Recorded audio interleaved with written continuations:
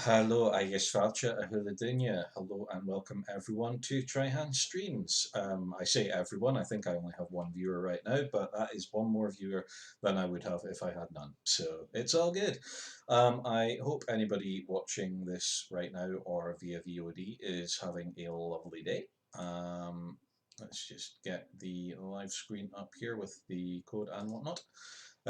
So yeah, last week we covered a number of the game objects classes. We got through switches, variables, self switches, and the screen, and we are up to now game picture, which is the class that, funnily enough, handles game pictures. So I will jump into that unless there is any objection, which there probably won't be because there is a slight delay on my stream. I won't see any comments for a bit until I've already started. And again, I only have one viewer right now, so it's all fine. So yeah, the picture class. Let me just should hopefully have a picture that I can show here. I do not. So there's an event command for show picture, and it basically allows you to display a PNG file on the screen at a given set of coordinates, and you give it an ID number. You can have, I believe, up to 100 pictures showing at once. Let me just double check that. Yeah, so you can have 100 numbered pictures, and you can set like the origin to either upper left or center, the coordinates that they will appear at, the zoom at which the picture will appear, how opaque it is, and the blend type. VXAce only has two blend types, add and subtract. MV and MZ did add some new ones, but that will not be relevant here. So, Game picture is basically just a wrapper class for the objects that are in game pictures, as we will see. But anyway, there's a number of public instance variables here. We have an ATTR reader called number, which is the picture index. Again, attr reader means that the value can be read externally but cannot be written to. We have another attr reader called name, which is the file name of the picture without the extension. So that's the name of the file without the .png. We have an attr reader called origin, which is the starting point, which will be 0 if it's upper left or 1 for center. We have an attr reader called x, which is the x coordinate in pixels. We have the same for the y coordinate. We've got the zoom x, which is the percentage of zoom on the x-axis from 0 to 100. Same for zoom y. We've got opacity from 0 to 255. We've got blend type, which will be 0 for none, 1 for add, and 2 for subtract. We've got the tone, which is a tone object. You can look up the syntax of that in the help file, but it basically requires you to supply a red, green, and blue component for the tone, and the angle of the rotation, for obviously from 0 to 360. So your initialize method, your constructor, it takes one parameter, which is number, and that will be the ID number of the picture from 1 to 100.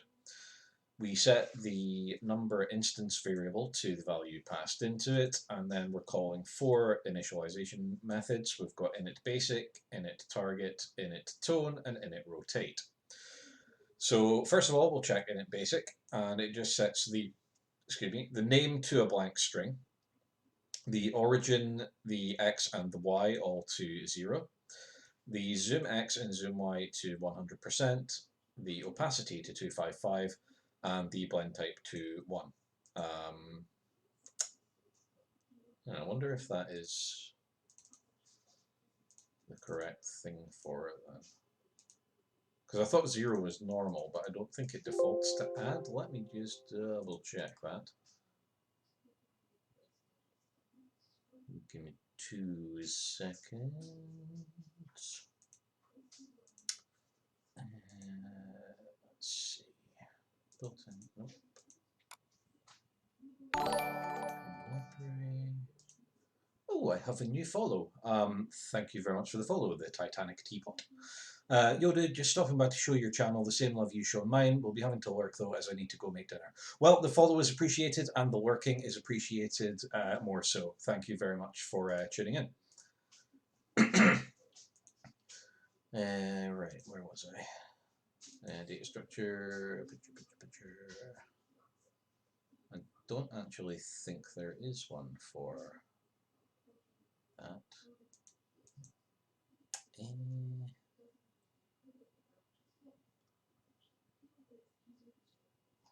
Because I know it's a thing. Oh, it'll be a bitmap, won't it? So let me just blend mode, blend mode, blend mode.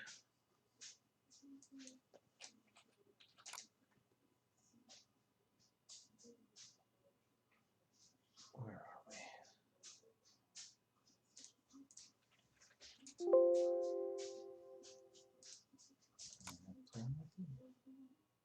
Blend type, yeah, 0 is normal, 1 is addition, 2 is subtraction. So oddly enough, by default, a picture is set to additive blend mode. That doesn't seem right, but okay. So then we initialize the target. So the target x is set to just the x coordinate, which again at this point is 0.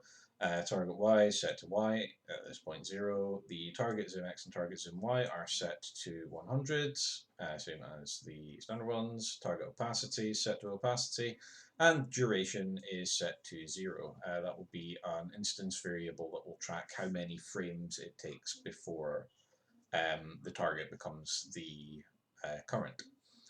We've got init tone, so we're setting tone to a new instance of the tone class, and tone target is also being set to a new instance of the tone class, and the tone duration is set to 0.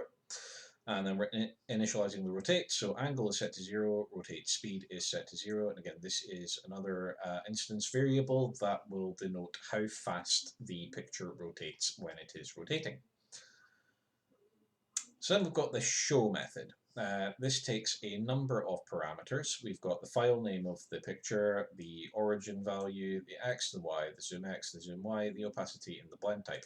And when we get to game interpreter, you will see when we come to the show picture command itself, these are populated by the values that you enter when you are selecting your picture to show. So we're basically just setting the instance variable values to the values passed in. So the name instance variable is set to the name passed in, origin to origin, x to the floating point representation of the x argument, y to the floating point representation of the y, zoom x to the floating point of the zoom x, same for zoom y, same for opacity, blend type is set to blend type, and then again we're calling init target, init tone, and init rotate, which will now be setting the targets to the current values, but these will be denoted by the actual show call instead of the original initialization, because we haven't done init basic. So this is just reinitializing the targets to be equal to the current values. So then we have the move picture method, which takes, as you can see, the same set of parameters, but there is no name because we are moving the current picture, and we have the additional parameter duration, which again is how long it will take in frames for the movement to occur. So we're setting origin to the origin argument, target x and target y to the x and y arguments as floating point, target zoom x and target zoom y to the zoom x and zoom y arguments as floating points, target opacity to the floating point opacity, blend type to the blend type, and duration to duration. So we're just populating our instance variables with the values that have been passed to the method. Then we have the method for setting rotation. So this takes one parameter, speed, and sets the rotate speed instance variable to the passed in value. And this will determine how fast the picture rotates when we are updating the sprite for it. We then have a start tone change method, taking two parameters, the tone and duration. So we set the tone target to a clone of the tone object that was passed to it. Tone duration is set to the duration argument. And then if the tone duration is 0, we set the tone instance variable to a clone of the tone target because we have now reached the point where that should be the case. We also have an arrays method. This erases a picture, so sets the name instance variable to a blank string and the origin to 0. We've got our frame update method, so this will be a method that is called every frame while the picture is showing, in which we call update move, update tone change, and update rotate. So moving first to update move. First we return if the duration instance variable has value equal to 0, mainly because we do not want to update the move if there is no duration of movement for it to work on. We set a local variable called d to the duration value. Then we set the x coordinate to itself multiplied by duration minus 1 plus target x divided by duration. And that will tween the position to a point between where it started and where it's going to finish in accordance with how long it has left to move before it gets to where it's going. Same with the y. Zoom X and Zoom Y use the same calculation, same with opacity, and duration is decremented by 1 frame. So you'll see this quite a lot where you tween something by multiplying it by the one less than the remaining duration plus where you want it, what you want the value to be divided by how long it's going to take. So let's say the picture is currently at an x coordinate of 60 and it wants to go to x coordinate 200 and the duration of the movement is 15 frames. So when this first runs, x will be set to 60 times 15 minus 1 plus 200, that's all in parentheses, divided by 15. Which will simplify out to 60 times 14 plus 200 divided by 15. I am going to have to break out my calculator for this one because I'm not that good at doing calculations in my noggin. 60 times 14 is 840 plus 200 is 1040 divided by 15. And we get 69.333 repeating.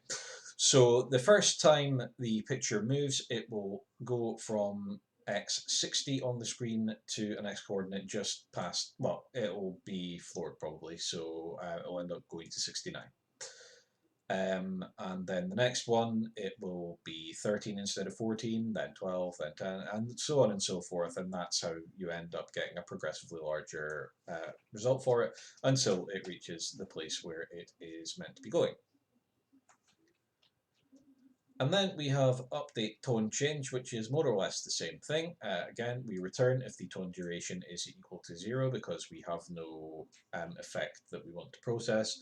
And then D is set to tone duration, and then the red, green, blue, and grey parameters are set to the tweened value between what they started at and what they are targeting, and then we subtract 1 from tone duration.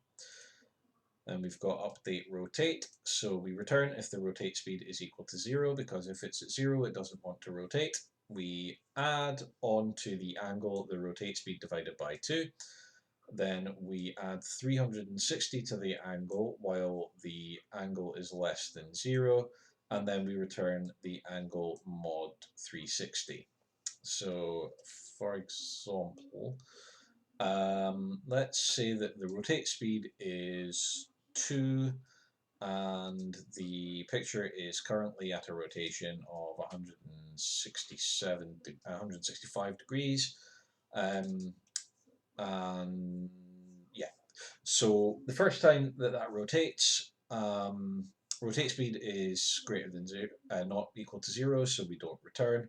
Angle currently 165 ends up being 2 divided by 1, which is obviously 2.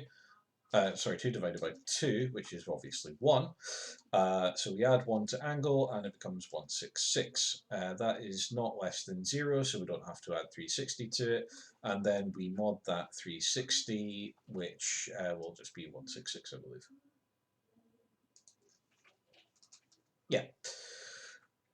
Now, alternatively, let's say we had a rotate speed of 8 and the current angle is 361. So when that updates, we'll have 361 plus equals 8 divided by 2. So we'll be adding 4 to it, which will result in it being, oh wait, hang on, that doesn't work. Sorry, 359 will do.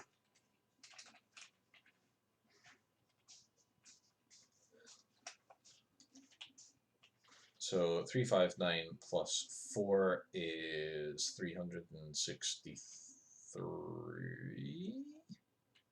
Yes. I can't believe that I actually had to concentrate on that. So then angle is not less than 0, so that's fine. We don't have to add 360 to it, but then we mod that 360 and we end up with 3. So then angle will now be 3, and that is how it keeps looping round and round and round and round. The reason for the this bit here is because if you set the speed negatively, it will rotate the other way. So again, let's say that our thing is currently at angle 0, and rotate speed is 8. So 0 plus equal, sorry, minus 8. So plus equals minus 8 divided by 2, which is minus 4, so that ends up being minus 4. And then while angle is less than 0, we add 360 to that, which results in 356. So the angle will end up being 356. It just means that you end up with an angle that works for the 0 to 360 rotation, even if it's going backwards. Oh, we have Nauso X with us. Hello, Nauso. Thank you very much for joining me tonight. You are always welcome here, as I have told you before, especially with your gun run emoji thing. How you doing, mate? I hope you're well tonight. So yeah, that's it for game picture. The actual game picture class has not an awful lot of code in it. It's just kind of stuff that handles the heavy lifting for when the sprite is doing its thing later. So then that brings us to game pictures. As I said before, this is a wrapper for a picture array. If you recall in game screen, it has a property called pictures, which is just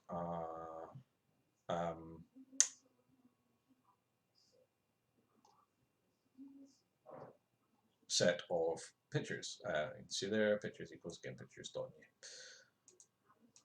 So the initialization for this, we set the instance variable data to an empty array.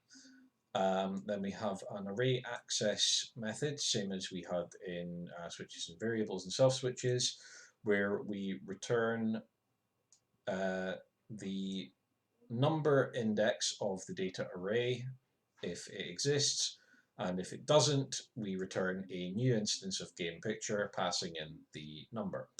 So when you do that, for example, the very first time you reference this in your script, it will look here and be like, okay, at index 2, there is no data there, so we're going to create a game picture passing in 2, and that will create one.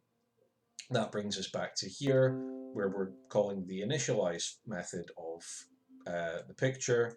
Number is going to be 2 because that's the value that was passed to it. So the number instance variable set to 2, and then we call this initialization stuff. And thus will a picture appear on the screen. We also have an iterator method. So data.compact.each. So this starts a loop that goes through each picture.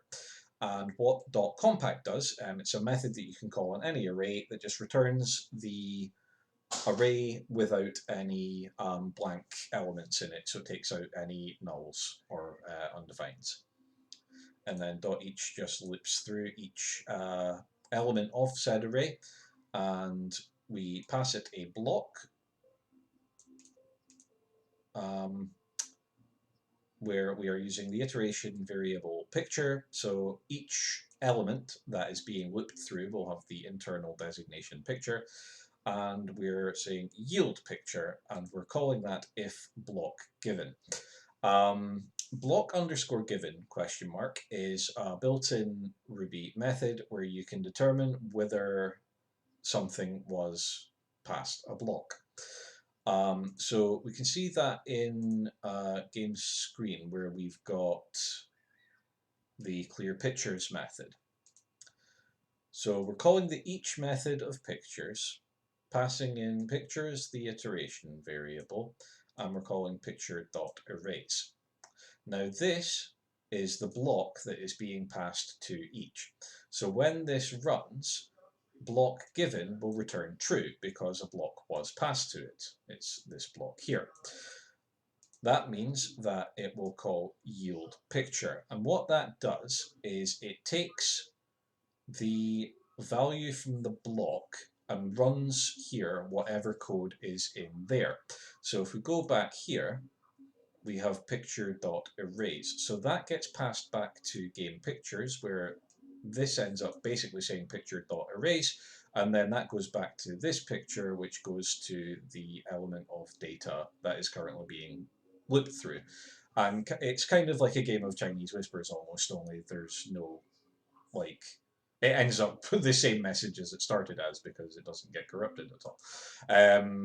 But yeah, yield is a really powerful keyword that we'll see a fair few more times in the default scripts, but suffice to say that when you have it in a block, when you call this, whatever you passed to it in the block will it'll be as if you had just written that here. It's almost a substitution thing. It's not quite, but it effectively acts as one. It's it's somewhat complicated to explain. It makes more sense kind of going through it sequentially. And that is all there is to game pictures. It's a very, very simple class. So then we have game base item. This class, as it says in the comment header up the top, uniformly handles skills, items, weapons, and armor. References to the database object itself are not retained to enable inclusion in save data. And what that means is that the data for each item comes from the database and the data files, but the methods that are used for saving and loading data cannot have object references in them. It will not save if that is the case. So we basically have this, the game underscore whatever class, and that will allow us to store items like held by or equipped by the player in the save file so that they don't lose all their inventory and equipment every time they load a game. So our constructor, our initialize method, we are setting the instance variable class to nil and the instance variable item underscore ID to 0. Simple as that. And then we have a number of methods that help us to determine what the class is. So we have is skill question mark, and that returns true if class is equal to RPG : skill, or false if it doesn't, if it's not even. We have is item, which checks whether class is an RPG : item. Is weapon is the same for RPG weapon. Is armor the same for RPG armor, and is nil checks whether it's nil. Now you'll notice that class is being set to nil in the initialize. So if you have one of these and you call the isNil method of it as soon as it's been created, you'll get true back on that because the class is indeed nil. If you called isSkill, isItem, isWeapon, or isArmor, then you would get a false for that because it is none of those things yet. We have an object method, and this gets the item object that is represented by this item. So if isSkill is true, then we return the element of data skills at an index matching the item ID property. Now, here's the thing about database items in RPG Maker from XP onwards. As you may or may not know, in programming, arrays, which are variables that can store multiple values, start their indexing at 0. So if you have a one element array, the first element of it will be index 0, and if you had a two element array, first index is 0, next one's 1, and so on and so forth. To get around this, because were that the case, then this one attack skill would actually internally be index 0. So anytime you were referencing its ID, you would have to subtract 1 from it to get the actual index. To offset this requirement, make sure that the IDs always match what's in the database, every database-based array in the scripts has a 0 index object of nil. Like every array, it starts with nil, and then the real data starts at index 1. That being the case, because item ID is 0, even if isSkill returns true, if item ID hasn't been set to something valid, I don't think there's any cases where that would happen, but just for the sake of argument, if it did, then we would be getting data skills 0, and that would still be nil, because the 0 element of all of the data classes is nil. If isItem, we're returning data items at that index. If isWeapon, we're returning data weapons. If isArmor, we're returning data armors. So it's just a way of getting the correct container class for the type of item that we are currently dealing with. Then we have a setter method for object equals. So that takes a parameter called item. And then we're setting the class instance variable, and what we're setting it to is, if an item has been passed in, if item has data, if it's not nil, then we pass in item.class, and if there is no item, we pass in nil. Then we set item ID to the same ternary if. If an item has been passed to it, then we're passing the item up. We're setting it to the item.id, and if not, we're setting it to 0. And you know that those match the initialization values up top. So what does this mean exactly? Well, if I say object equals and I pass in, let's see. So let's see an example of it being done in the default code.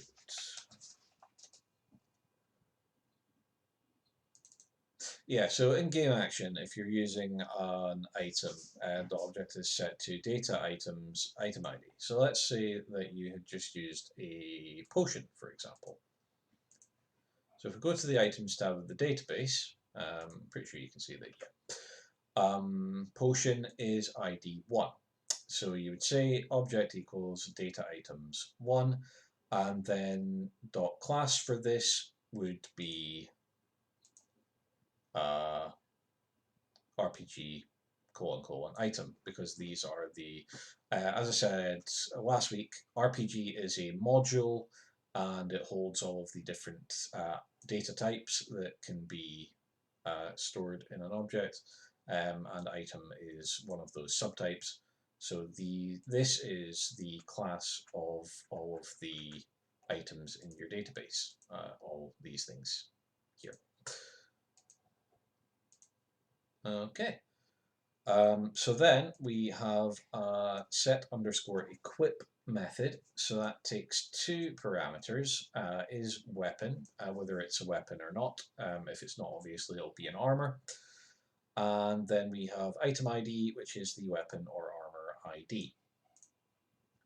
So class is set to, if is weapon is true, we set it to RPG : weapon. And if it's not true, then we set it to RPG : armor.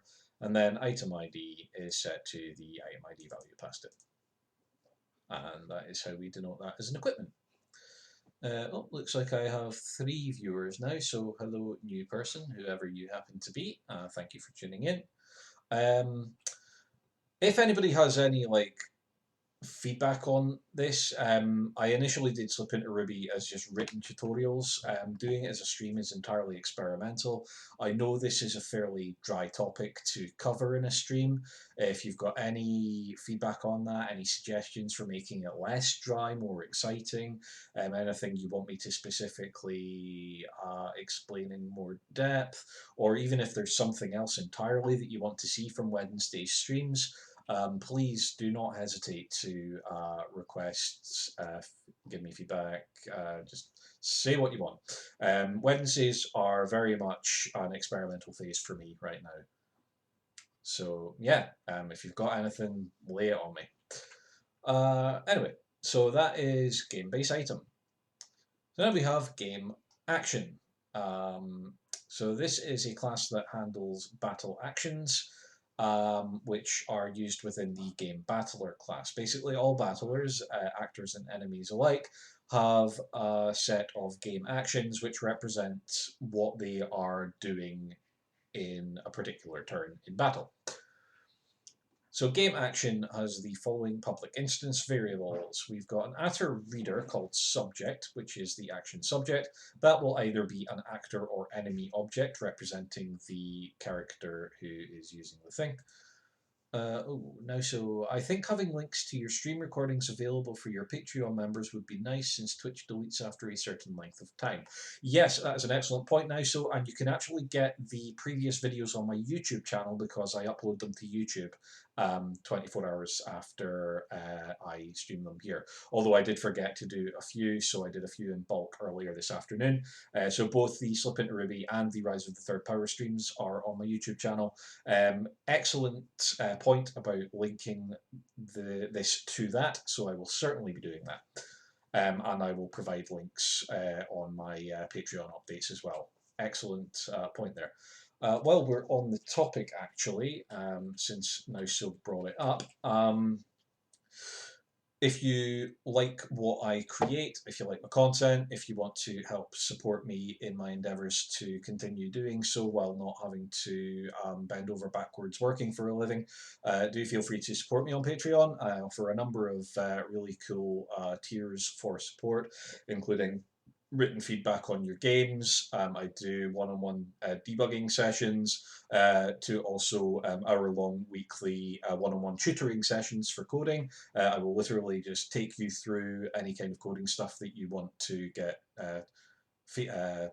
help with. That is the tier that Nauso is on, so hopefully he will be able to give me an endorsement on that one. So here is the link if anybody should need it. So where was I? Yes. So we've got the subject. Then we have an attr reader called forcing. That is a forcing flag for battle action. So that is a boolean. It will be true or false. It will be true if the action is forcing the subject to perform a given action, i.e. they haven't chosen to do so, either through player choice or through enemy action patterns, or false if that is not the case. Then we have an attr reader called item, which contains the skill or item represented by the action. So the cool thing about the engine is that skills and items, although obviously skills are things that characters learn and use in battle, and items are actual physical objects that you pick up and can use in battle, the engine treats them equally. They are basically the same thing under the hood. So this item just kind of stores what skill or what item it is. Oh, and I appear to have another viewer, so hello viewer number 4. you win a free pen, I guess. I don't have a free pen, nor do I know who you are or where you live to send it to you. But if you did, and I did, I would gladly send you a pen. So then we have an attr accessor, target index, and that contains the index of the target, funnily enough. So for party members, if an enemy is attacking a party member, that will be 0 for the leader, 1 for member 2, 2 for member 3, 3 for member 4. And then enemy index will be 0 to 7 because you can have up to 8 enemies in a battle. Then we have an auto reader called value, and that is the evaluation value for auto battle. So there's a trait that you can give to actors, either intrinsically or via a state or as part of the traits of a weapon or armor, called auto battle. And what that does is it causes the battler to automatically choose what actions they are doing. It's really good for stuff like guest characters. If you want a state that causes characters to attack indiscriminately, but you don't want them to attack teammates, for example. I mean, I'm pretty sure there is actually already a setting in states for that, but if you wanted to use this, you can. And the value here is just used to track what the optimal skill or item would be for the auto battle battler to use at any given time. Because when they do have auto battle, they go through all of the possible things they could do, and they go, right, okay, so if I use this on you, it would potentially deal this much damage, and using this on you would deal this, and then it kind of goes through and it's like, right, okay, what is the most effectual thing I could be doing right now? And then usually that doesn't really work very well, and it just like does a normal standard physical attack because the code isn't great. But anyway, so game actions constructor, the initialize method, we are taking two parameters, one of which is optional. So we've got the subject and forcing, which defaults to false if you do not provide a value for it. And here we are setting the subject instance variable to the subject passed in. We're setting the forcing flag to the forcing value passed in, or false if none was provided. And then we're calling this clear method. And what clear does is it sets the item instance variable to a new instance of game base item, which we have just looked at here. So that just goes to here and gives us an object with a nil for class and a 0 for item ID. Then we set target index to -1. So obviously, because we can feasibly have 0 as an index, setting it to -1 ensures that we absolutely definitely do not have a target at all. You can set it to 0 because that obviously doesn't work. And if we set it to nil, then you can't really do anything that manipulates numbers because nil is not a number. And then we're setting value to 0. We have a method called friends underscore unit, and that returns subject.friends underscore unit. And I always forget that this is a thing, and I generally actually go through the entire subject thing and get the friends unit from there when I could just call this. And all that does is determines whether the subject is a member of game party or game troop, which would mean it's an enemy. And then it says, right, okay, if it's an actor, then the friends unit is game party. And if it's an enemy, the friends unit is game troop. Opponent's unit is the same but the opposite, so get returns subject.opponent's unit, which will be game party if it's an enemy, and game troop if it's an actor. Then we have the set enemy action method, which takes as its parameter an RPG : enemy : action, and that is what this will be. So these are created in the database here by the enemy action patterns. So these will all create an instance of the RPG enemy action object, and that is what gets passed in here. Now, if we do indeed have an action there, if there is data available to it, then we call the set skill method, passing in the action's skill ID property. Otherwise, we call clear because there is no enemy action and we just want to refresh the item to being a blank item and get rid of the target index and get rid of the value.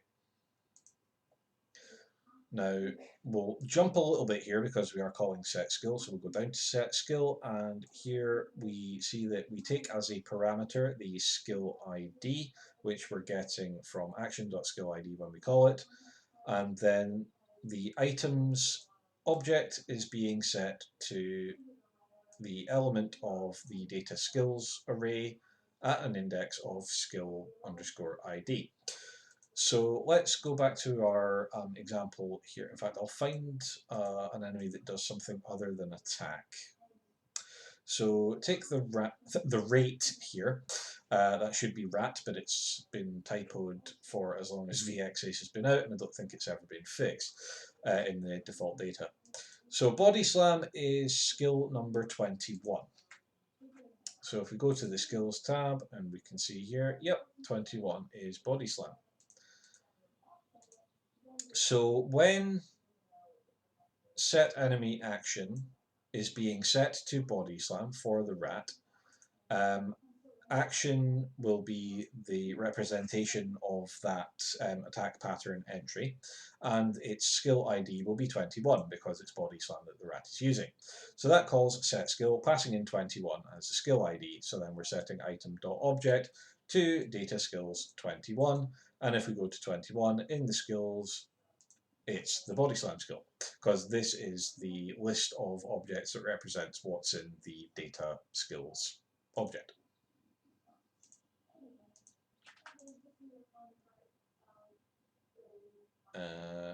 And then it returns self, which is just the instance of game action that is calling that code.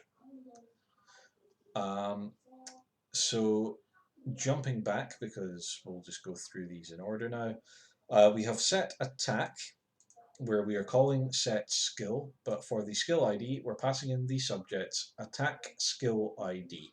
Now, for pretty much all combatants, in VXACE at least, that will be 1, because the engine has it built in that when you use the attack command in battle, it will use skill 1, and skill 1 will be considered a default normal physical attack. This can actually be changed in MZ. It can also be changed in earlier makers, but requires a script or plugin because by default the engine doesn't allow for any other attack skill IDs. I'll just kind of show you the thing for that. So Gambit base attack skill ID just is hard coded to return 1. It will not return anything else.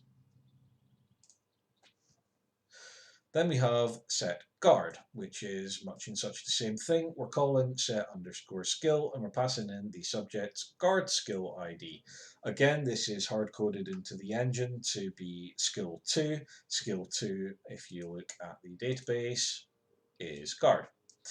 And just adds the guard state, which is what reduces the damage taken, which is what happens when you select the guard command. It's all very intuitive.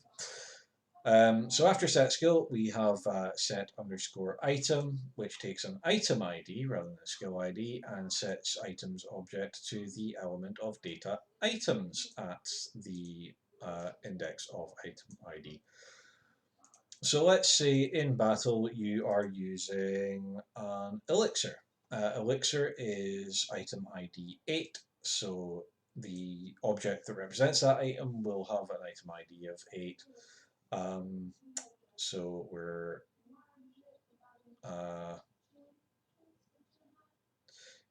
we're setting the items object to data items 8, so that means the object will now be the elixir item.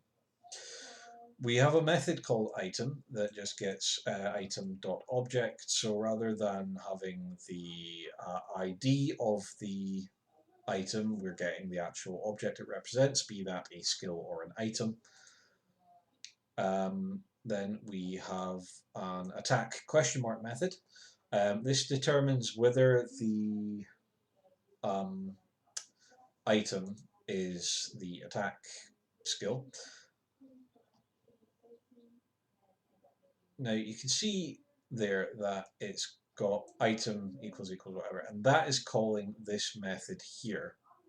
So it's equivalent to if it had that. So it's just using this method for convenience. And it returns the result of checking whether item is equal to the element of data skills with an index of the subject's attack skill ID, which, as we just said, will usually be 1. Data skills 1 is the attack skill, so it says if item is data skills 1, then attack question mark will return true, and if not, it will return false. We then have a method called decide random target, and as the name suggests, this determines a random target for the action. So if item dot for dead friend question mark, and this gets us into skill scopes, well, skill and item scopes. So you see on the skill and item tab, we have scope, and it can either be none. I don't know if you can actually see that on my screen, but anyway. Oh, now so, good night, mate. Got a meeting in the morning, so I need at least a little bit of sleep. Enjoy the rest of your stream. Yeah, no worries, now so. Thank you so much for tuning in, mate. You sleep well, and I will hopefully see you Friday. And I wish you a productive and awesome meeting.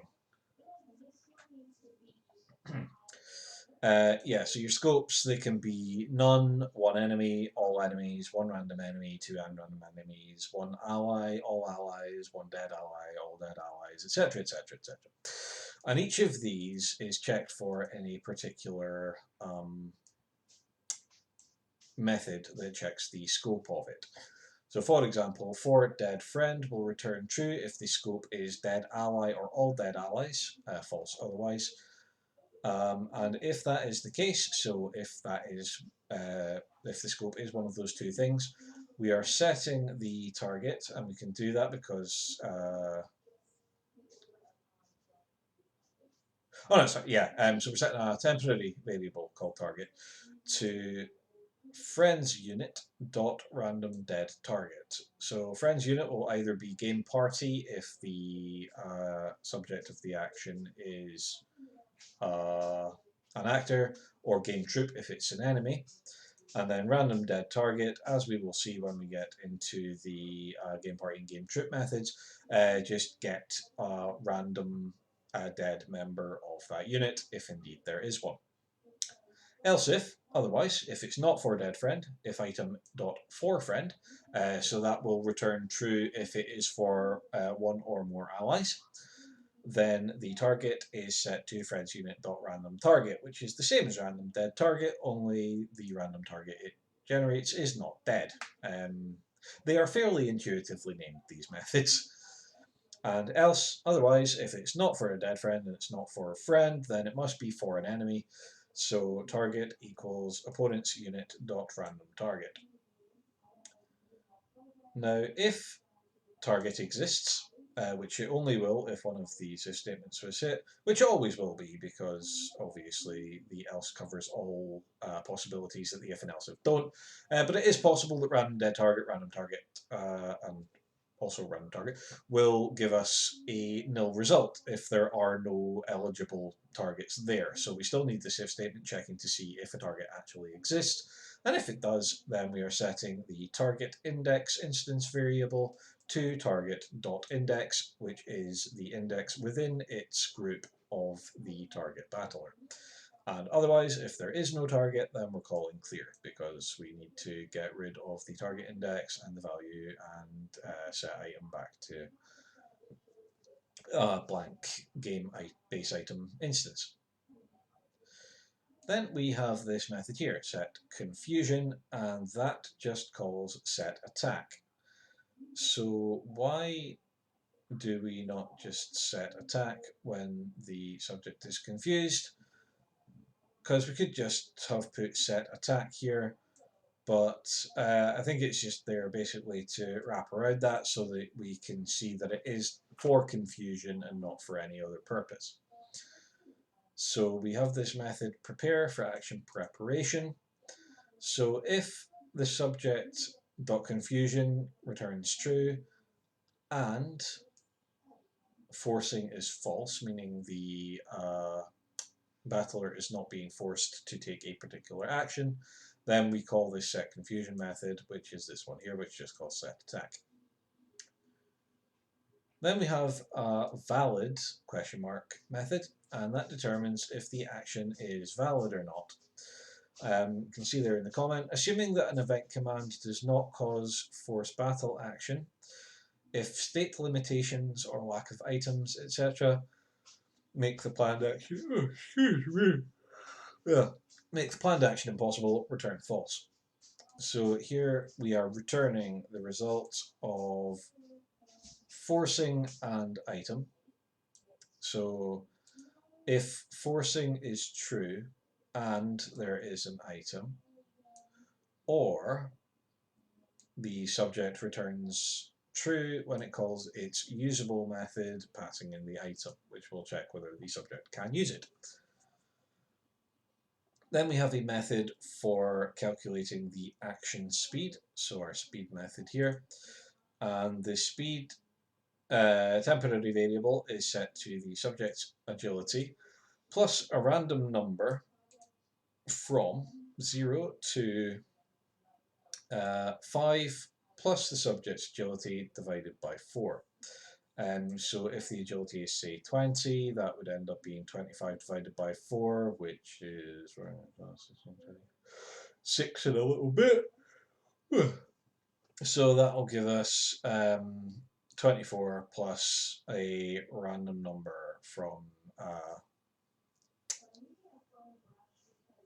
0 to that. And then if there is an item, we are adding the item's speed to speed. And if we go into the database and have a look at the skills and items, you can see there's a speed thing here in the invocation, so that's just a value that gets added on, if indeed it is not 0.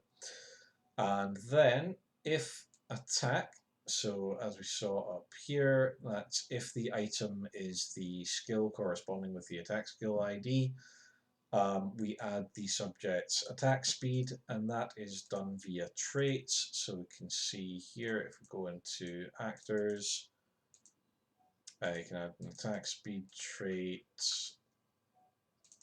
and that will be added on to the agility when determining attack order when they're doing a normal attack.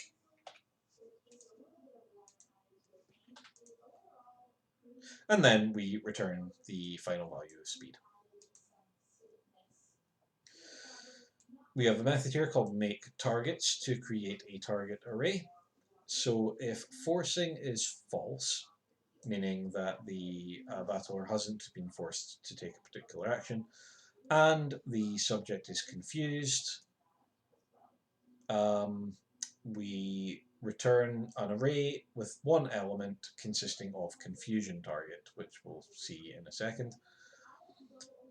Else if otherwise the item is for opponent, then we return targets for opponents. Else if otherwise item is for friend, we return targets for friends. Otherwise we return a blank array because there's nothing we can actually target. So confusion target. We have a case statement for the subject's confusion level, and that maps to the restriction setting in the states tab, where it can either be none, attack an enemy, attack anyone, attack an ally, or cannot move. So when 1, which is attack an enemy, we return opponent's unit dot random target. When 2, which is attack an ally, or attack anyone even, I think. Yeah.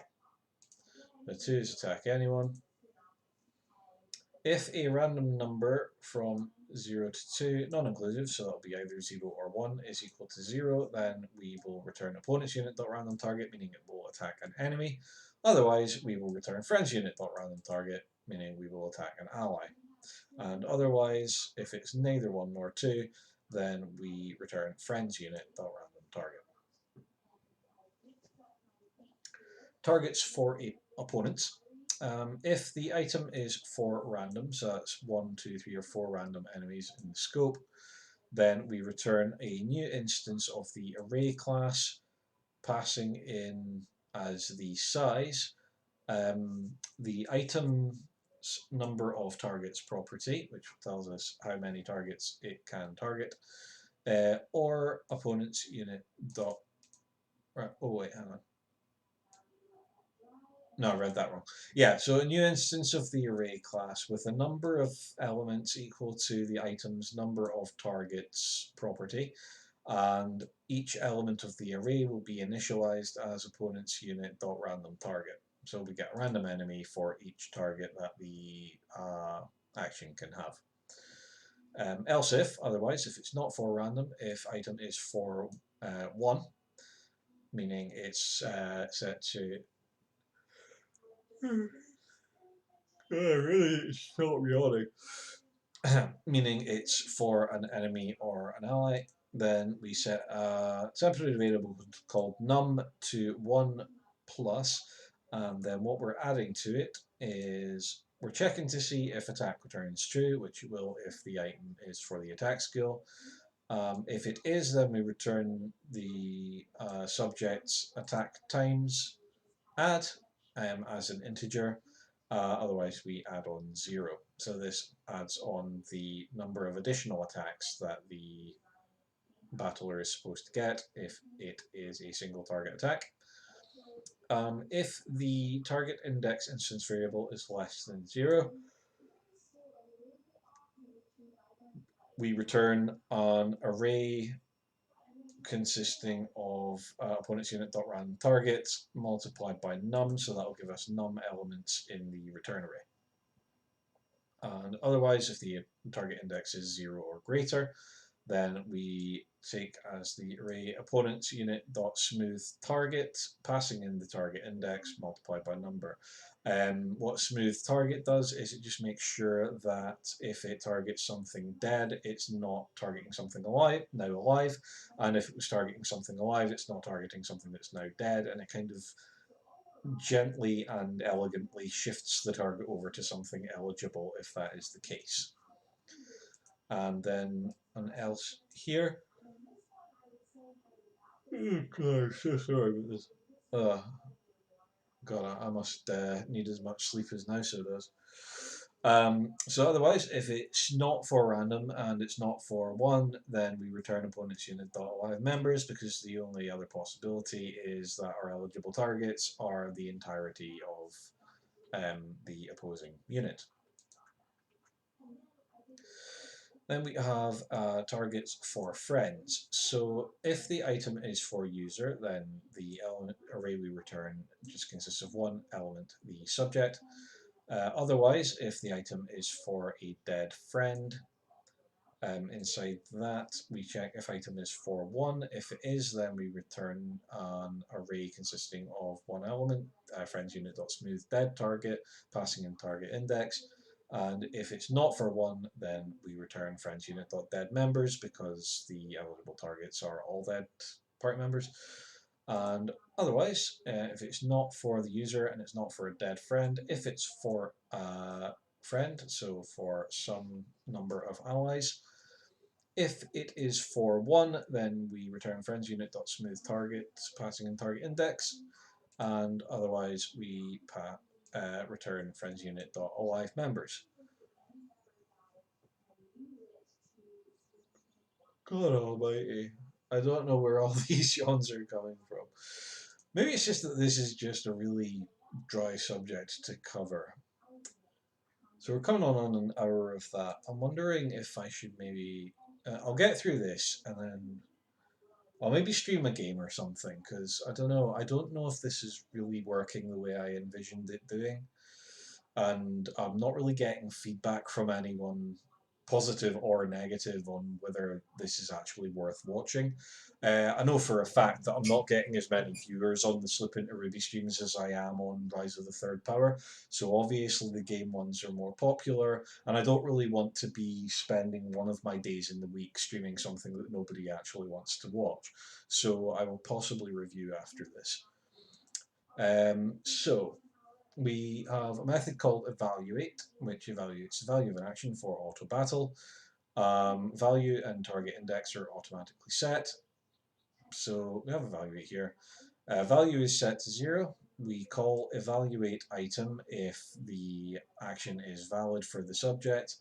Then we add a random value to value if it's greater than 0. That's just to kind of give a little bit of variance to which is picked between two skills that evaluate to the same value. And then we return self. So here we've got the evaluate item method. So for each element in the array item target candidates, which we'll look at in a second, we're using the iteration variable target, and then value as a temporary variable is set to the result of calling evaluate item with target, passing in the target as its argument. If the item is for all, meaning it is for all enemies or all allies, then we add the evaluated value to the value instance variable.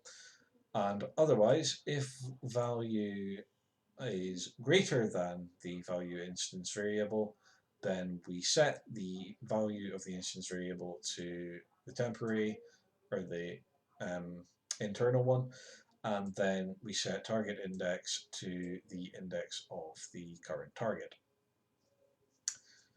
So basically what that does is it figures out what potential battle value there would be in using this particular action on each given target, and it assigns that a value saying how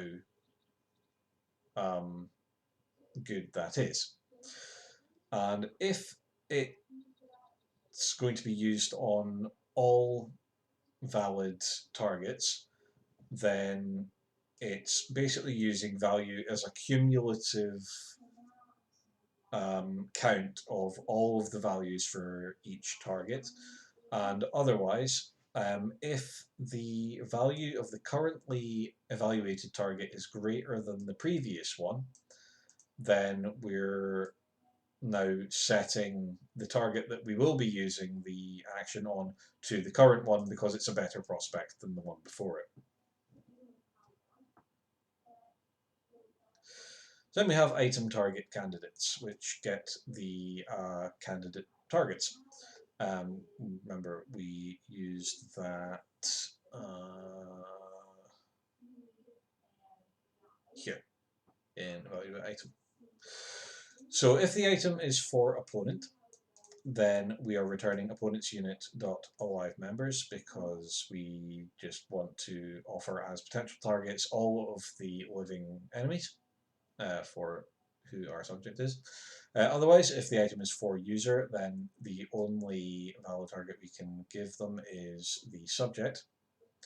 Otherwise, if the item is for a dead friend, we're returning friends unit dot dead members, which will be all dead members of our friendly group. And otherwise, we return friends unit dot alive members because the only other possibility is that it's for a living ally. And finally, we have our evaluate item with target method, which takes as its parameter target. So first we clear the target's result. Result is an instance of game action result, which we will look at as the next class after this. We call targets make damage value method, passing in subject and item, and that will give us a calculation of the expected, at least, value of damage for this action, given the subject and which item is being used on, against the evaluation target. If the item is for an opponent, then we return the target's HP damage result as a floating point divided by the maximum value between the target's HP and 1. So that basically gives us the decimal representation of how much HP was taken off of the target. Otherwise, we set temporary variable recovery to the result of the minimum value between the negative of the target's results HP damage or the target's maximum hit points minus the target's hit points. That just ensures that overhealing isn't considered part of the value of using the skill. So it will max out at however much HP the target is missing. And then we return the floating point of recovery divided by the target's max hit points. And again, that just gives us a decimal representation of how much HP recovery occurred. And that is it for game_action. Okay, so I think I've done like 3 of these Slip Into Ruby streams now, and it's not getting anywhere near the viewership that Rise of the Third Power has been. So, apparently I have one person currently viewing. If that is you, please make yourself known, because you are going to be basically my sounding board for where to take this.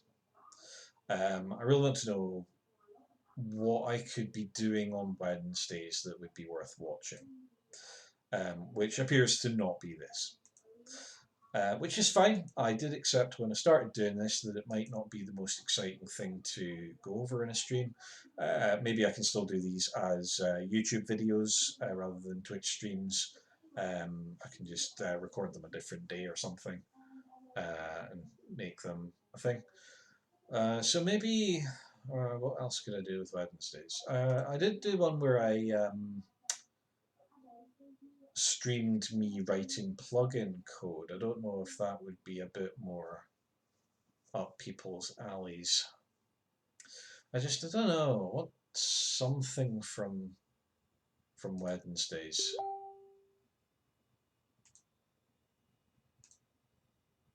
But I can't really think what.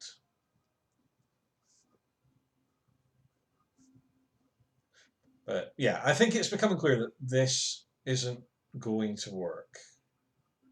Or rather, if I want to build my channel to the point where I can get to affiliate or partner, I don't think streaming the Ruby code breakdowns is the way to go with it.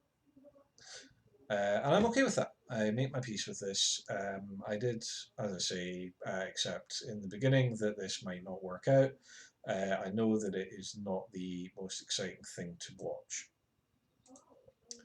So my current thoughts are to either have a second day for Rise of the Third Power, or I stream a different game. I'm leaning towards a different game just because Fridays are the Rise of the Third Power days, and I don't want anybody who's been watching me play that who can't make Wednesdays to miss every second game session. That's not what I want. So I could possibly stream Final Fantasy XIV. That would be a thing.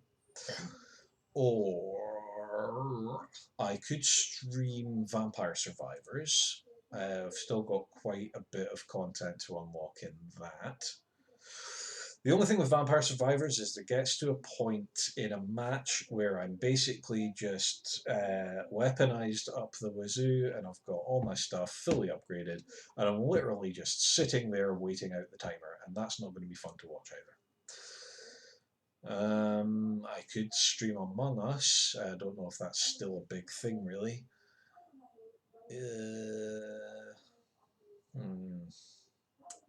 I just don't know. There's a lot of stuff I could potentially do. I just don't know what I actually want to.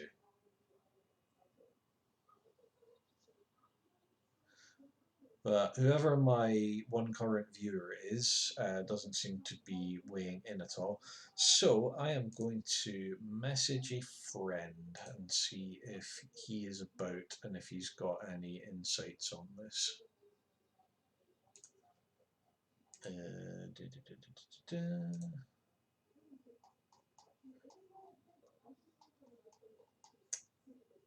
So do please stand by while I do that. At the end of the day, I want this channel to be worth watching. I want to do stuff that people are going to actually enjoy sitting down to, which possibly isn't this. And that's okay.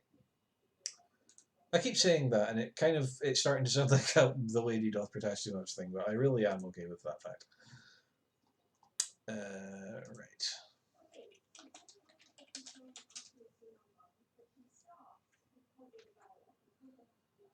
Okay, so he's not around. I'll try somebody else.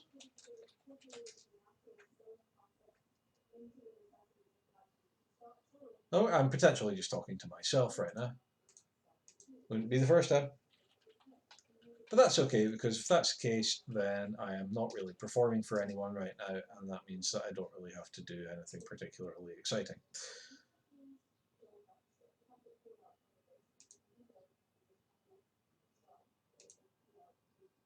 Okay.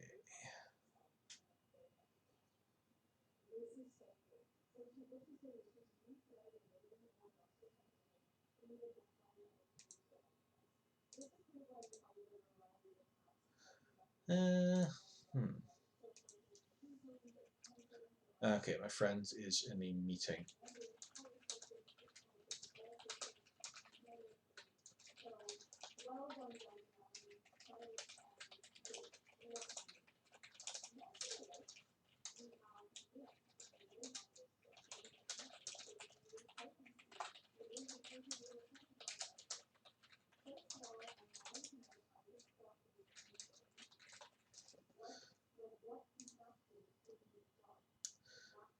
So right now, this stream, for anyone tuning in, is just a random Scottish prick sitting in front of a camera doing nothing exciting. Hooray!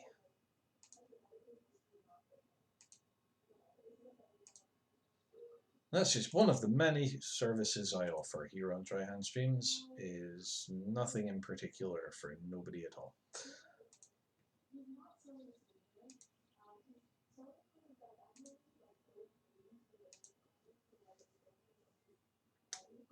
Oh, I don't know what to do. Right, I'll tell you what.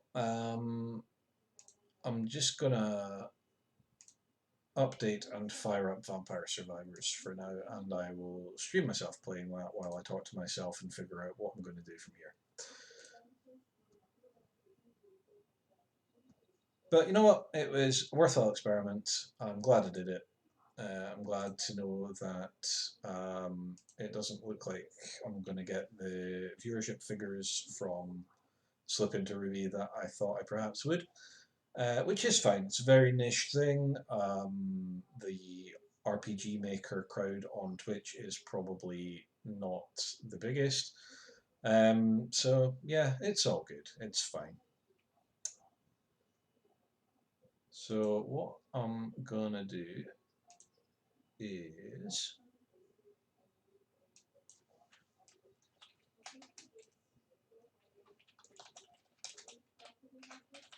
update my title, change the category to Vampire Survivors.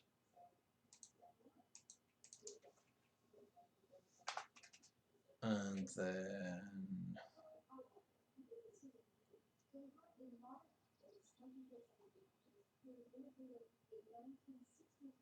man, there are a lot of Twitch tags, none of which have anything to do with cool, Scotland. There's a Scotland tag. I did not know that. Okay, so hopefully now my Twitch stream will show that I'm playing Vampire Survivors.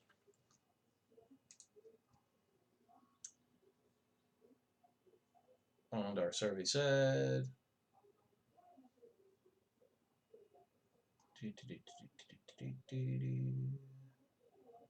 Trihan plays Vampire Survivors. Cool, awesome. So now I just need to add a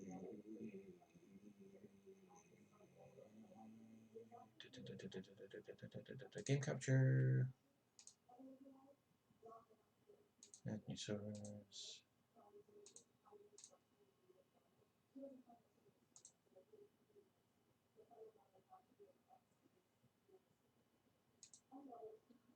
Okay, possibly game capture was not the thing to do. That's fine. Clearly we'll do something else. Not display capture, window capture, that's the one we want. And the window we want is vampiresurvivors.exe. Cool. Just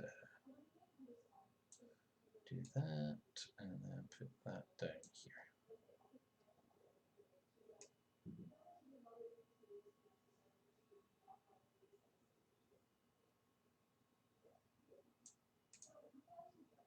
I think that's probably about as big as I'm going to get it. There we go. Right, let's survive some vampires. I'm not going to be the best at this game. I've been playing it for a while now. I generally have no idea what I'm doing with it, but let's see what unlocks I still need. So I need to reach level 100 with Bianca Ramba, who I don't think I've unlocked yet. 15 minutes with Giovanna, so let's give that a try. Giovanna uses a kitty.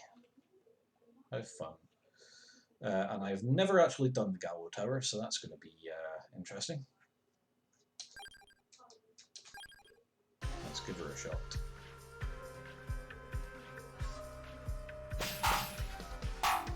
Okay, so what is my...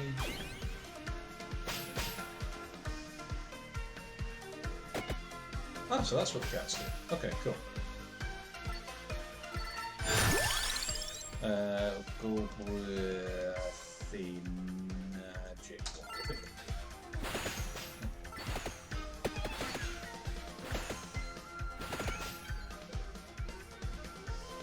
Okay, so I'm here with two things down the south, two things in the north.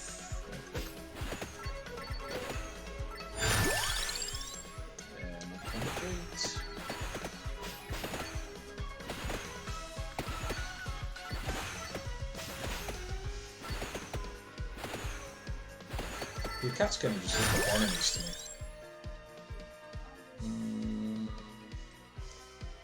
Not massively fond of any of those options. I'll take the Candle Labrador and then I might get the axe if I use it.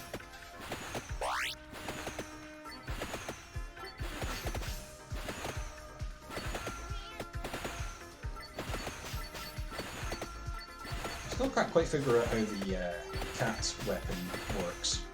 It seems to just kind of roll into stuff and then explode, but only sometimes. It's Gatti Amari. Guess I'll have to do that.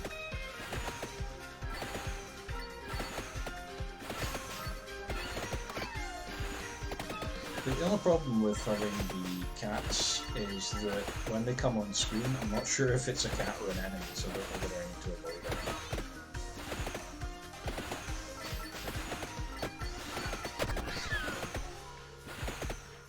Oh man, a cat fight. So they start fighting each other if they collide, that's interesting.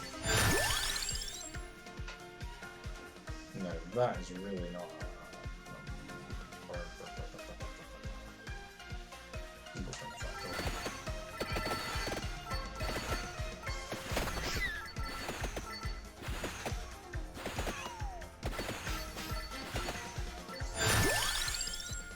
Okay, so Santa Water evolves with the Attract Orbs, so we'll go with that next.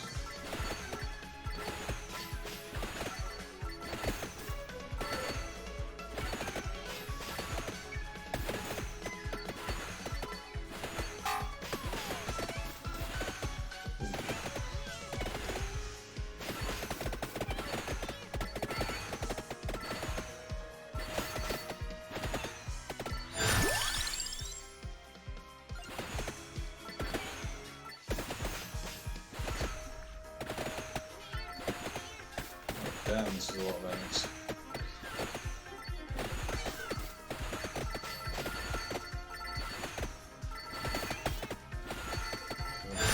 Experience. Get it right.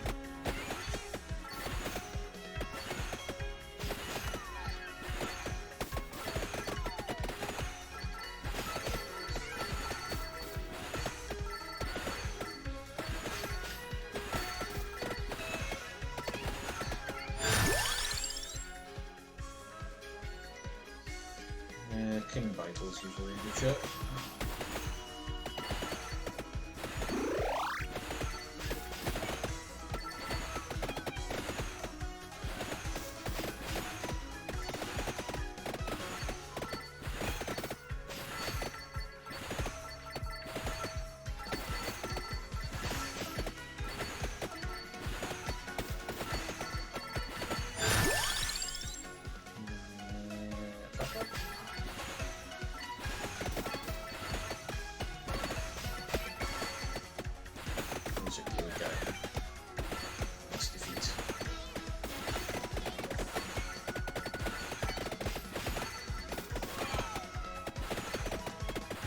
I really like how consistently Vampire Survivors updates. Like, put out new content constantly. I'll take a duplicator because I can get a Spellbinder down south.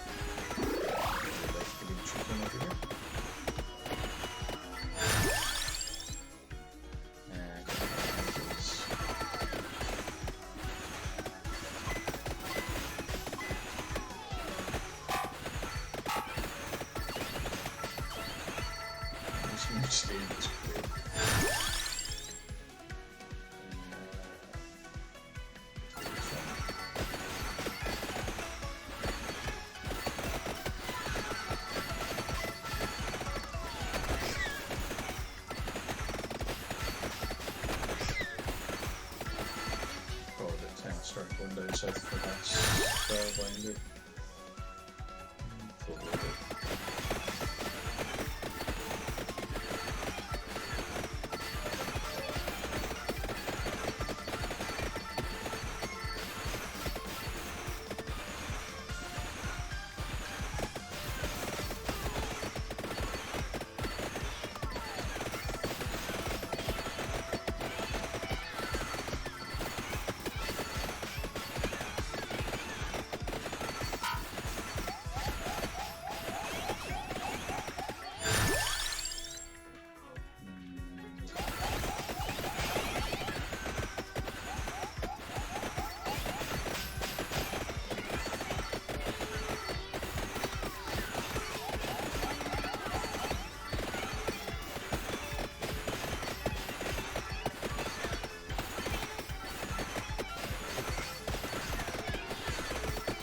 I still have no clue how the Gattian Iron works.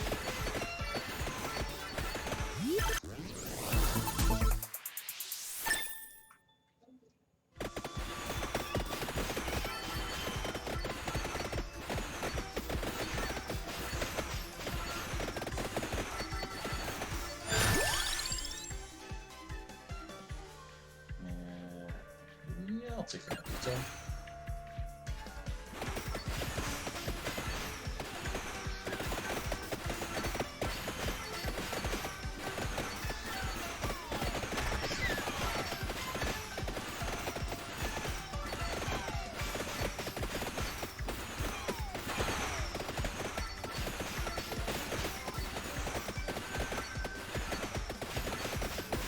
cat weapon is insane, and I have no idea how it works.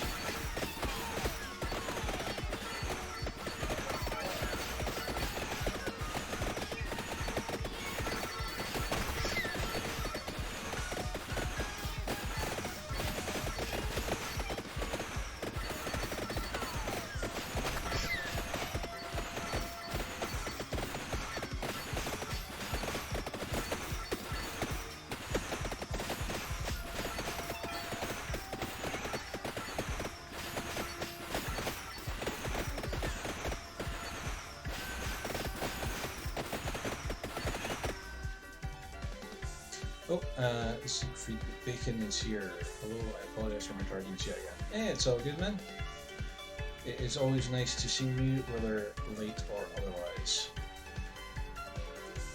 So, as you can see, I'm not doing Ruby anymore. It became pretty apparent that I'm just not going to get the viewership for something Ruby, and that's okay. Like, it was an experiment. It doesn't seem to be something that people actually want to watch, so I'm currently just playing Vampire Survivors and streaming that until I figure out what to do with that these days. So the current candidates are Vampire Survivors, Final Fantasy XIV, and Among Us.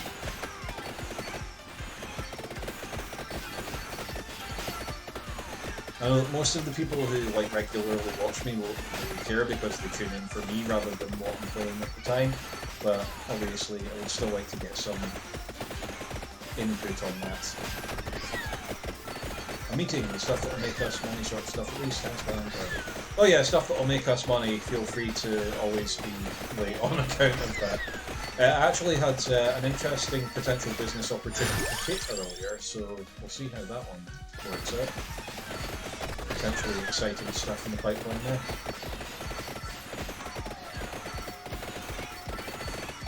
I'm pretty sure if I collect this thing, they're just still going to chase me, so let's kill them first.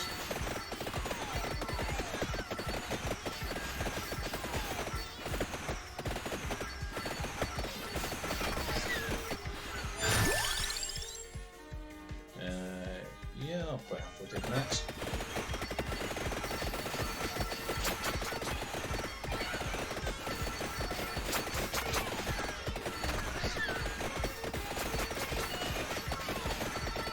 Yeah, so you'll have more work on the character creator soon enough, I figure. Ah, awesome, man.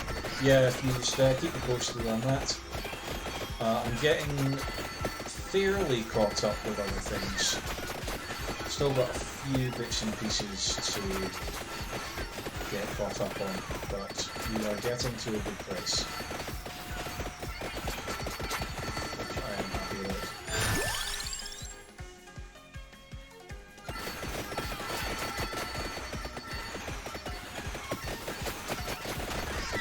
So I want one more item before I pick up the spell. Something I can't get on the map. But not the pentagram.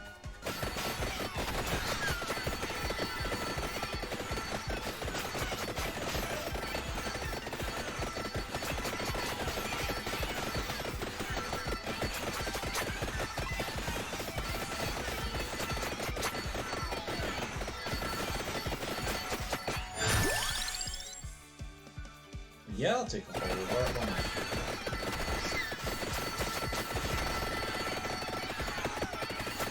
I need to get back up to not the pentagram, the spellbinder.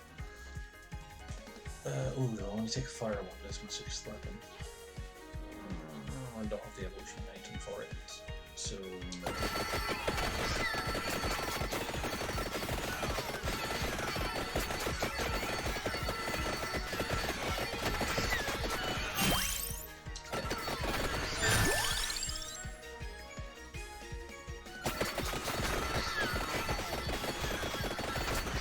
So now I'm going to go south for that, I think.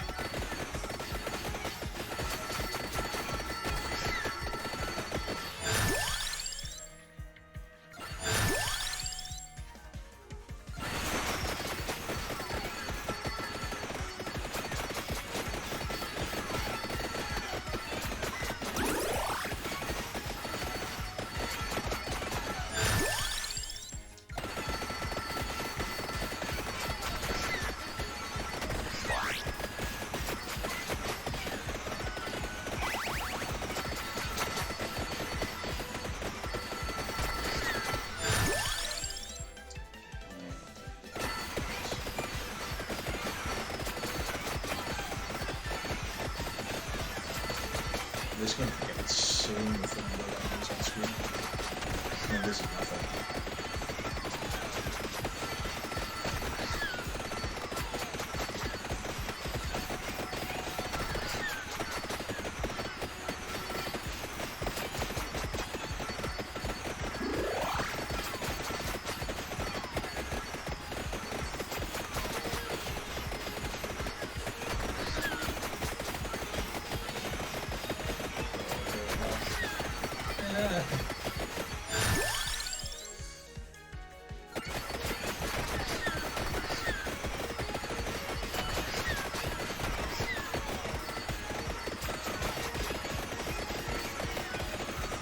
I did want to discuss the coding sheet at some point before this challenge, although the one that can be decided upon.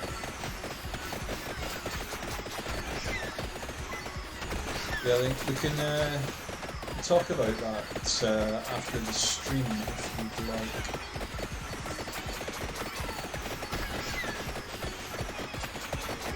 I'll figure out a decent plan for Legends case. Oh, this is insane. Oh, that's big skeleton dragon things. Bones.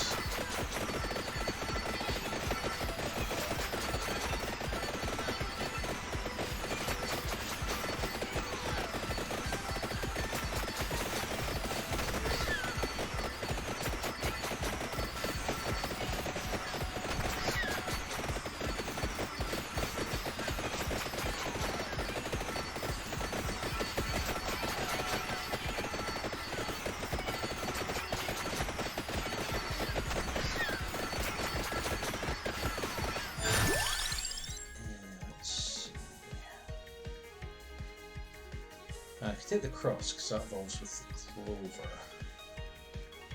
Yeah, I think.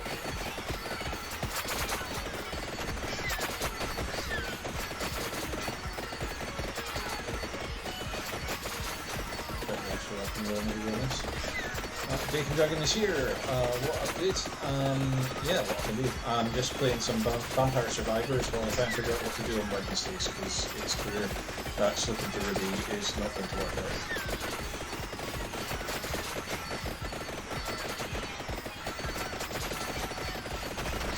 All the dragon modes.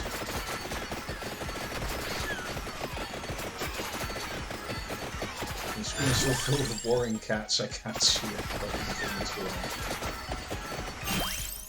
Sorceress's Tears permanently allows to speed up time and stage selection. Ooh, nice. That's a fun game inside the idea. Yep, no problem. And yeah, it is fun. It gets absolutely insane sometimes, but yeah, most fun I would have to take with.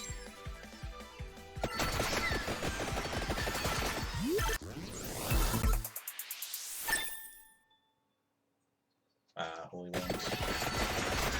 I do recommend some upgraded weaponry.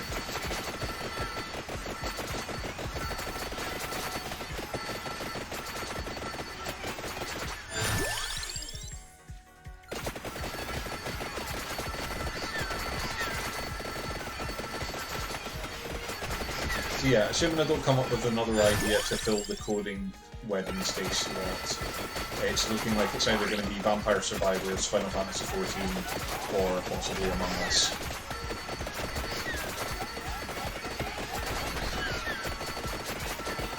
I think it'd be kind of cool to kind of do a stream to follow me along in my Final Fantasy XIV journey, being as I'm only in Heaven's Word at the moment.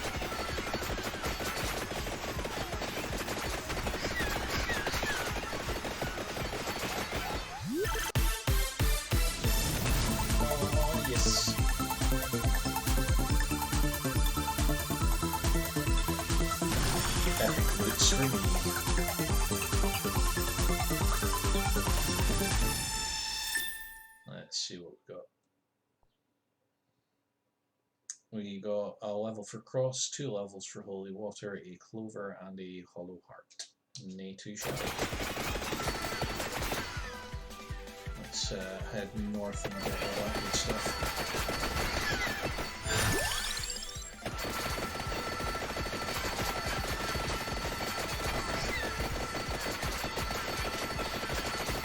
really use some Trihan.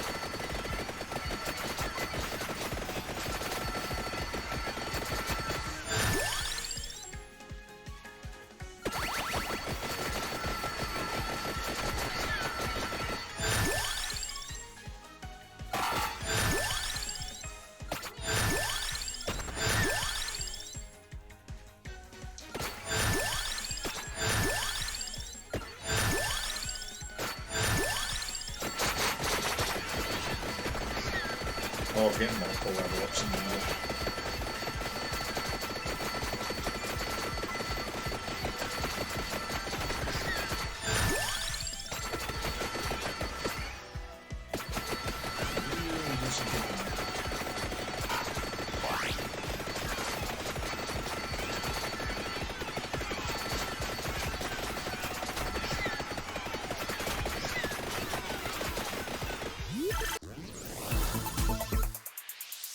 Unholy Vespers.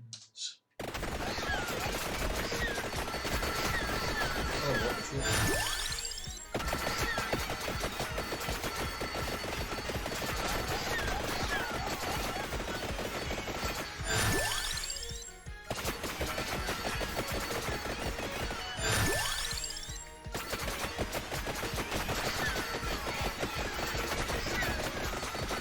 Oh, there's like so many of these wizard guys now. This is not good. Oh, I missed it.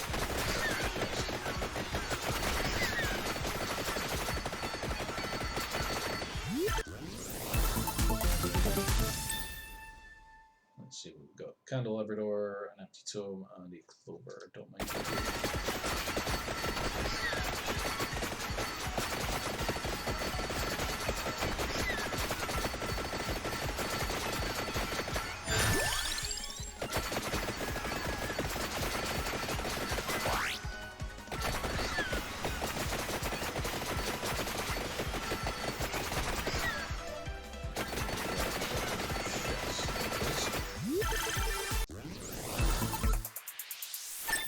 Candelabrador.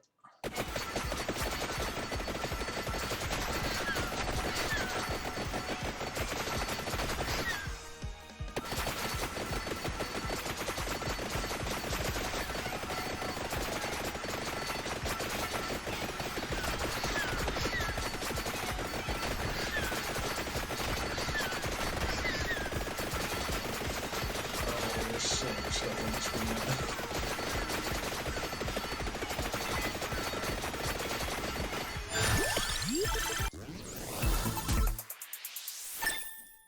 That came up so fast I didn't even see that first from the window.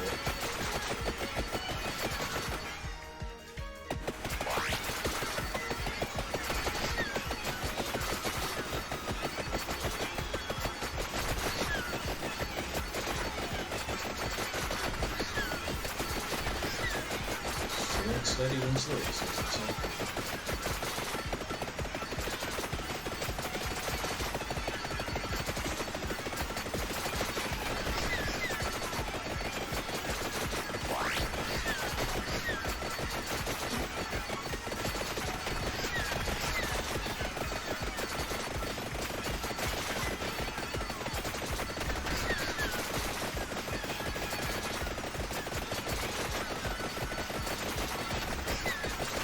I thought the cats could get stuck. I think she got me.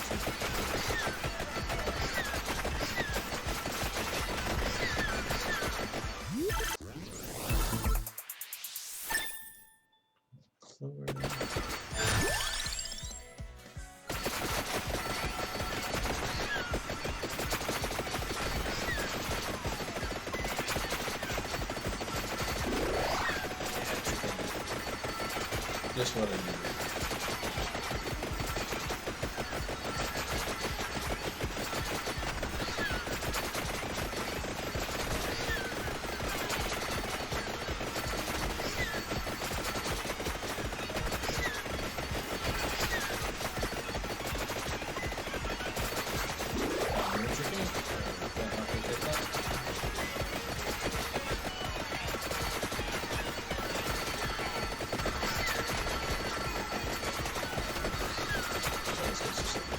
Nowhere, that's fun.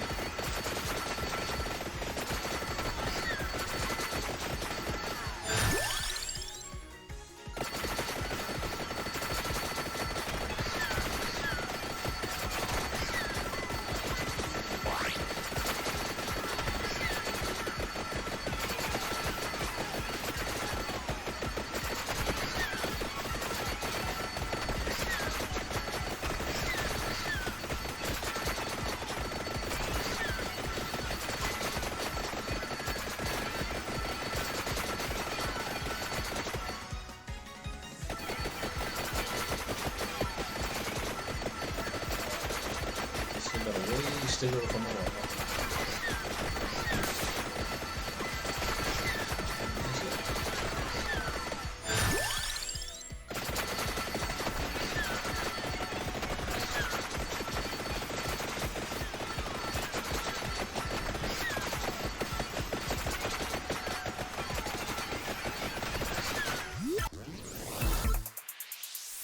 Here's me upgraded holy water, Santa water. I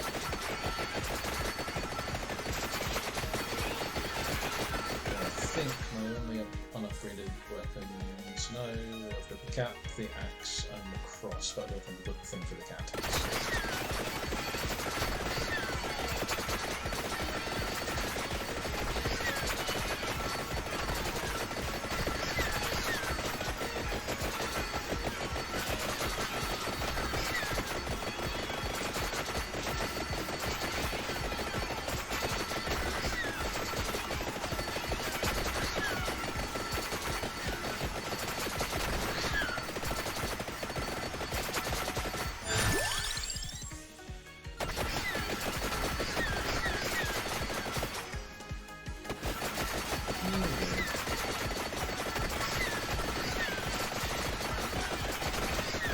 So the problem with the game is sometimes is that I forget to talk while I'm playing it, and if I start talking to like watching the chat or whatever, I get distracted and make mistakes. Here's my death spiral.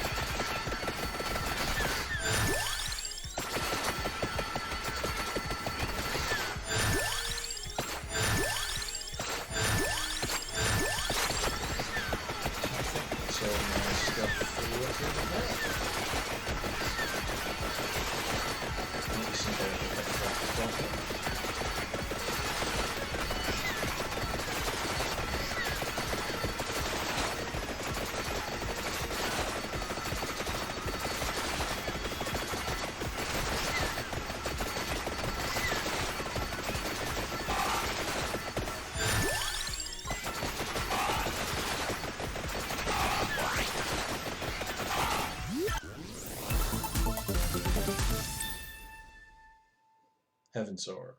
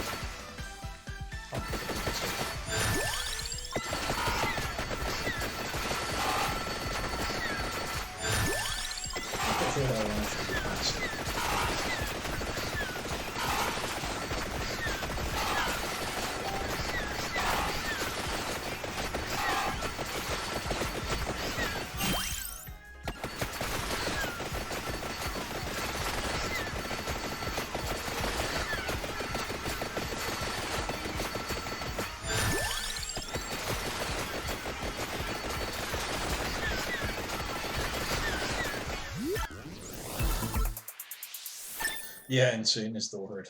Have you played this one before, Reed?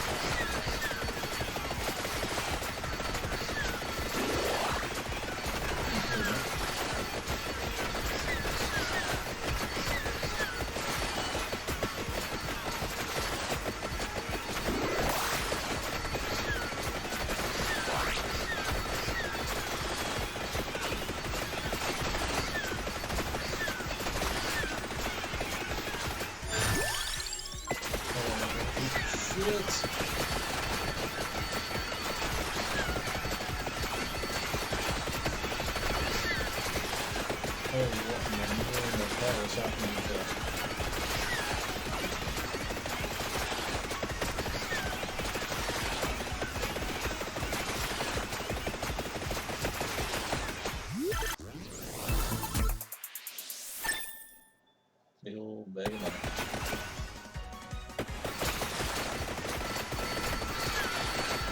Expensive thing around here somewhere.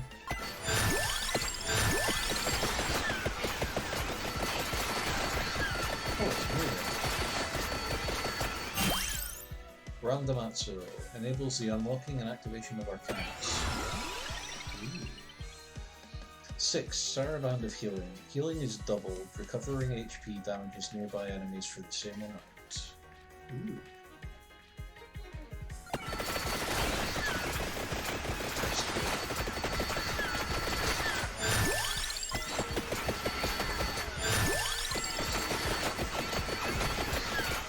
I think that's everything there is to it. Yeah, here, so now we just wait for 5 minutes until death comes and destroys it.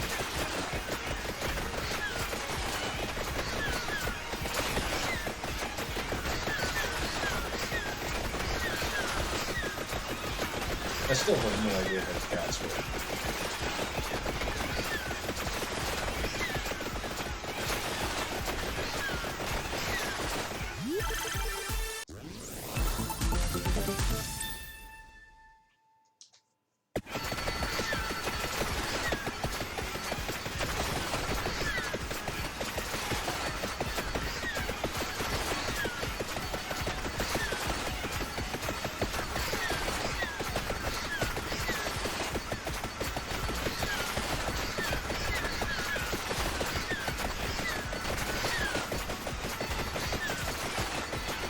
Yeah, it's the only downside of this at the moment is that once you've got all your weapons upgraded and items upgraded and you've got all your gold sorted and you've collected all the items on the map, there isn't really anything to do except just stand there and wait for the timer to run out.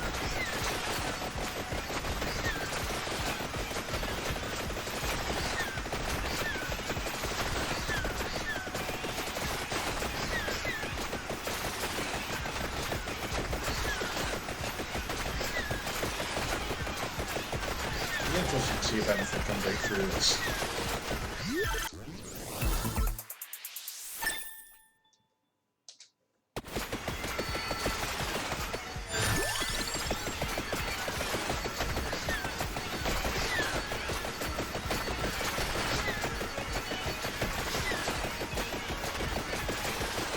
2.5 minutes to go.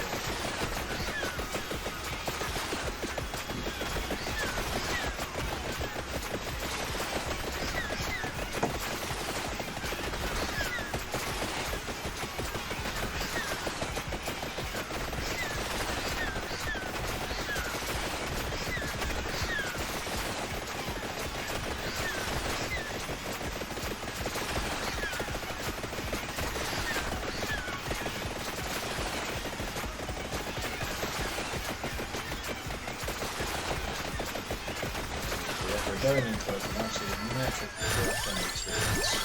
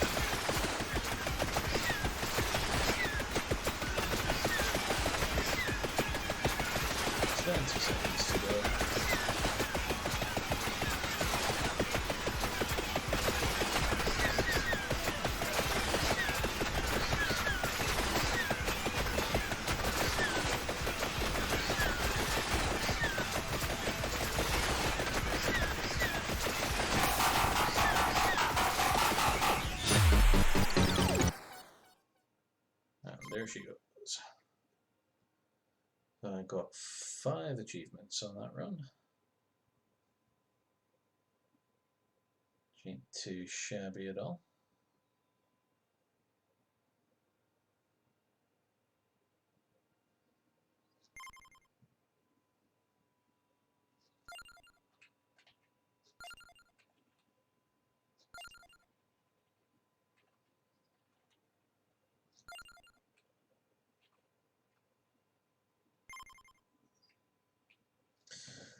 Okay, so that's 5 to 9. Don't really have time to start anything new.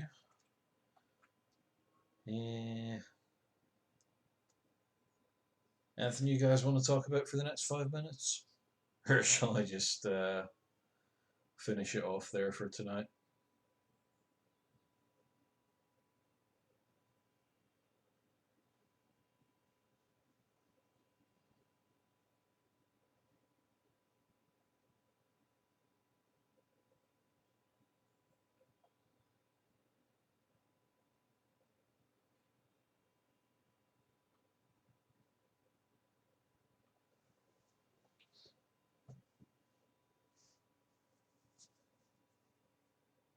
Yeah, I mean, I could probably. I was going to say I could probably fit a quick game of Among Us or something in there, but I don't think I can do that in 5 minutes. Well, stranger things have happened.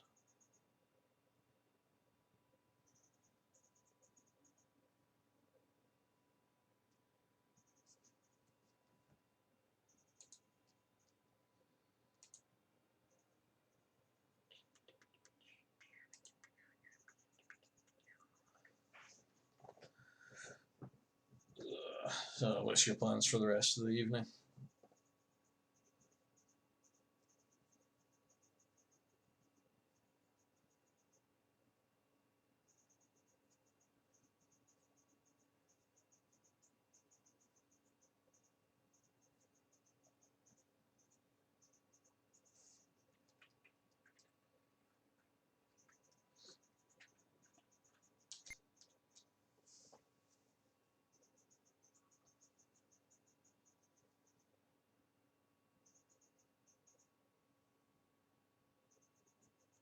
Still seems to be a delay of about 30 seconds or so between the video and the chat, which is unfortunate, but what can you do?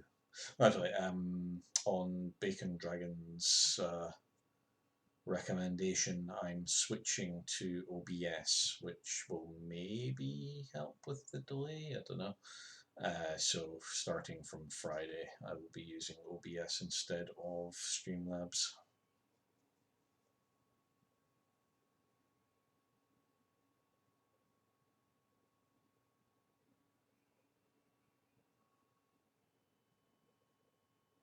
Okay.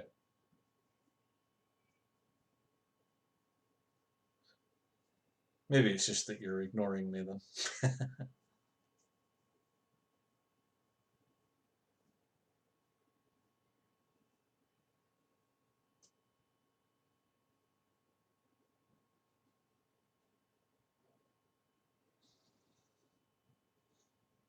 No, that's all good.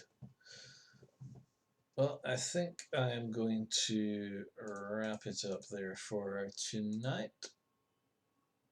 Aw, McBacon should always have peace and quiet. But thank you guys for tuning in as always, and hopefully I will see you on Friday for the next exciting episode of Rise of the Third Power. Bacon needs it. Yeah, peace and quiet is always good.